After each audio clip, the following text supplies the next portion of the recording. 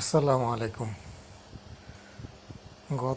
ভোররাতে যেই পুকুরে মাছ ধরিয়েছিলাম জেলে দিয়ে, দাদার বাড়ি সেই পুকুরটা এটাই।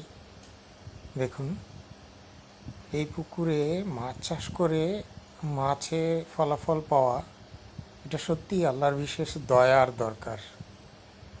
এই পুকুরের চারিপাশে একটু ভালো করে লক্ষ্য করলে দেখবেন যে পুকুরের চারিপাশে প্রচুর পরিমাণে গাছ, পাড়ে অসংখ্য পাতা পড়ে আছে।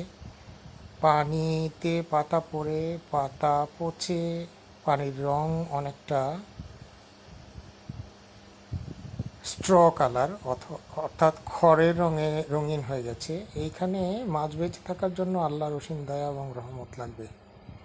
এই পুকুরে মাছ চাষ করার জন্য বহু সংখ্যকবার আমার চাচাতো ভাই মোজাম্মেলকে দিয়ে বা অন্যান্য লোককে দিয়ে এটার মধ্যে পর্যাপ্ত পরিমাণে কিছুদিন পর পর চুন, লবণ এবং অন্যান্য তুতে, যেন রোগ জীবাণু নষ্ট করা যায়, মাছের রোগবালাই না হয়, বিভিন্ন ধরনের চেষ্টা করে মাছ চাষ করার চেষ্টা করে আসছি। কিন্তু দুর্ভাগ্যের কথা হচ্ছে এই যে এই পুকুরটার পূর্ব এবং পশ্চিম পাশে গাছ ভর্তি। স্পেশালি পূর্ব পাশে বাড়ির প্রত্যেক গৃহস্থ তাদের নামে একটা দুটো করে বাঁশঝাড় রেখে দিয়েছে।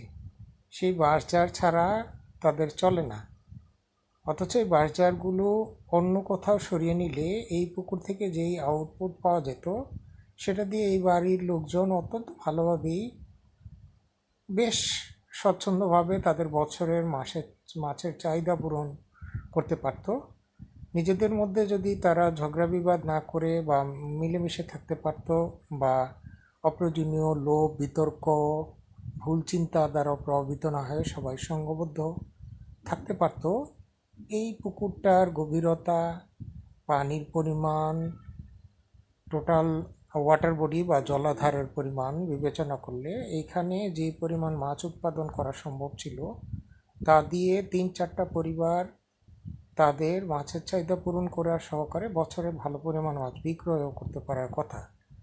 শুধু পুকুরটা ভালো করে মেরামত করে অপ্রয়োজনীয় গাছগুলি সরিয়ে ফেলে পর্যাপ্ত পরিমাণ রোদ বাতাস পুকুরে আসার ব্যবস্থা করলে, পাটটা মেরামত করে তলা থেকে মাটি তুলে 45 ডিগ্রি অ্যাঙ্গেলে পাটটা বেঁধে দিলে অসাধারণ ফল পাওয়া সম্ভব। তবে আমার মনে হয় না সেটা হবে। আল্লাহ রহমত করুক। আসসালামু আলাইকুম।